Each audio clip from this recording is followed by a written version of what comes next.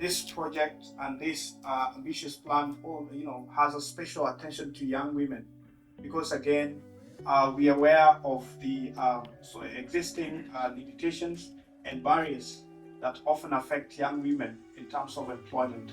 So, as we have done the research with our youth-led approach, we have generated insight and lessons. And one of the major lessons is, if I go back to that, is we find that most of the time young people are not so included in policymaking spaces, and we are also trying to improve that by linking young people to policymaking processes so that their voice can come in, their voice can be used to influence those spaces. And if you read the report, which will be shared with you later, you'll realize that most of the views and the voices of young people are represented there, and it can be used to channel both decisions and policy making in the right direction. But this is also to help us think about the kinds of intervention that we can put in place in supporting young people acquire dignified and fulfilling work. Much more importantly is for us to seek ways and pathways where we can improve the lives of and livelihoods of young people.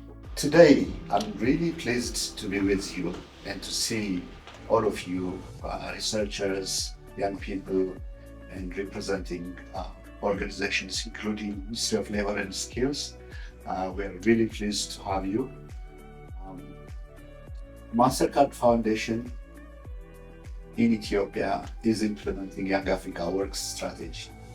You might have heard about us in the media and in your work. We only do one thing. We enable young people to find dignified and fulfilling work in Ethiopia, 10 million of them by 2030, of which 7 million will be young women. And we also make sure that those who are not usually included, those vulnerable young people, including young people with disabilities, those who are displaced, refugees, are also included in a meaningful way. We have been implementing this strategy since 2019 as part of the overall Young Africa Works strategy for Sub-Saharan Africa, which, as Ayo, my colleague, mentioned earlier, our goal is to enable 30 million young people by 2030. And this will be, as many of you know, and as many people say, it's ambitious, and we know that it is an ambitious goal.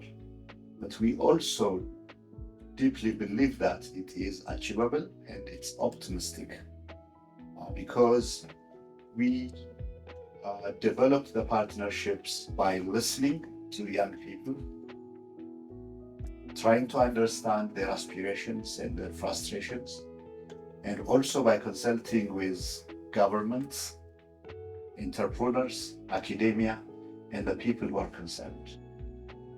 So we believe that it is ambitious but achievable and optimistic. And we also believe that dignified and fulfilling work, as it is defined by young people, can be achieved. But we don't know yet what dignified and fulfilling work means, and that's why our colleagues and the Pascal team, also the country research team here, are trying to help us understand by listening to young people.